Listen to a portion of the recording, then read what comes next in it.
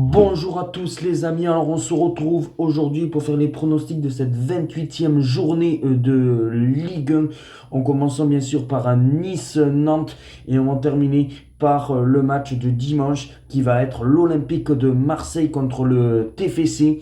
On se souvient, vous avez eu le vlog au mois d'août que vous pouvez re-regarder sur ma chaîne. C'était à peu près au mois d'août, le TFC OM et l'Olympique de Marseille avaient gagné 3-1. Et voilà, après il y a de superbes affiches comme l'Olympique lyonnais contre Lille samedi soir, un Brest-Monaco qui peut être aussi alléchant, un Paris Saint-Germain qui peut être champion en cas de victoire contre Angers. Et on est parti pour les pronostics. Et on commence par Nice-Nantes. Eh ben, Nice-Nantes, je tenterai la double chance Nice ou nul, le 1N, et je partirai sur un match nul, un partout.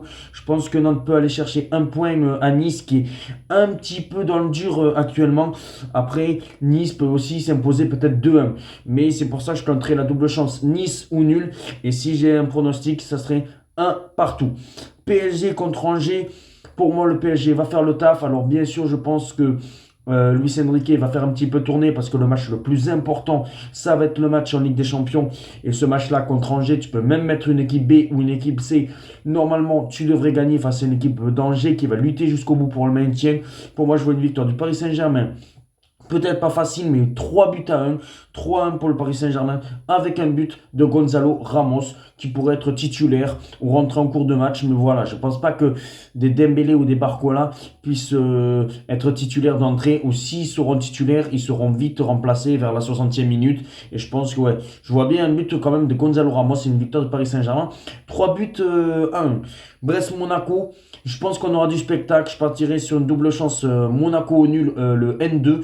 Parce que je me dis, Monaco peut aller s'imposer. Mais attention, parce que c'est très très compliqué d'aller chercher une victoire à Brest. Brest qui veut encore potentiellement aller chercher et croire à cette place en Conference League. Et là, il faut plus trop de faux pas. Même un match nul, ça ne les arrangerait pas. Il faudrait mieux gagner. Monaco veut converser cette deuxième place et le podium parce que c'est hyper serré entre les 7 premiers. C'est pour ça que moi, je partirais quand même sur un match nul 2-2. Mais on n'est pas à l'abri que Monaco gagne. C'est pour ça, tenter le N2 Monaco ou nul. Lyon-Lille. C'est un match très dur à pronostiquer ce match-là. Je tenterai le N2. Je tenterai le N2, je tenterai Lille ou nul parce que pour moi je pense que Lille est un petit peu plus supérieur à cette équipe de l'Olympique Lyonnais dans la course à la Ligue des Champions. Je pense que Lyon sera quand même en Europe, mais après soit l'Europa League ou la Conference League. Et Lille, je pense, voilà, je les vois plus, voilà, je les vois un peu plus aller chercher cette Ligue des Champions que l'Olympique Lyonnais. On le voit en plus, l'Olympique Lyonnais, bon, ça fait des bons résultats contre des équipes pas moyennes, mais qui sont un peu plus faibles qu'eux. Et dès que ça laisse le niveau, que ce soit le Paris Saint-Germain, Monaco, les grosses équipes, et ils ont du mal. Ils ont du mal, cette équipe de l'Olympique Lyonnais. C'est pour ça que je partirai quand même sur une victoire de Lille 2-1 ou le match nul. Jonathan David buteur et Miko Tadze buteur côté Olympique Lyonnais. Mais voilà, je pense que Lille, je les vois un petit peu plus supérieurs à cette Olympique Lyonnais. Victoire de Lille 2-1, mais sinon remboursé avec le N2. Lens Saint-Etienne, pour moi, je partirais sur un match nul. Un partout. Stasseng et peut-être Youni, buteur côté Lensois, et Stasseng, buteur côté stéphanois. Montpellier-Le Havre, pour moi, c'est les deux équipes qui vont descendre. Montpellier, bon voilà, a eu en plus, Saint-Etienne a gagné son match suite aux incidents qu'il y avait eu entre Montpellier et Saint-Etienne. Là, Montpellier-Le Havre, si Le Havre gagne, il se redonne de l'air pour le maintien. Mais pour moi, je pense que ça va se finir en match nul, un partout entre Montpellier et Le Havre. Reims-Strasbourg, j'hésite vraiment, mais je me dis, Reims, ils sont sur une bonne période. Après, Strasbourg peut s'imposer, mais je tenterai peut-être la surprise, peut-être une surprise, Reims ou nul, un partout. Voilà, ouais, un bon match nul entre Reims et Strasbourg, un partout. Rennes-Auxerre, bon, Rennes voudra oublier la tôle qui s'était pris au match aller, vous avez perdu 4-0.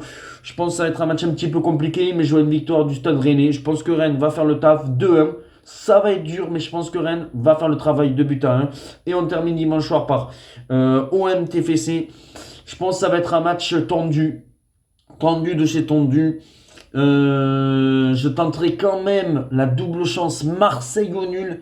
Mais franchement, j'y crois pas du tout. Je vois un match nul 1-1 ou 2-2. Je partirai plus quand même sur un match nul un partout avec King buteur côté du TFC et Adrien Rabiot buteur côté Olympique de Marseille.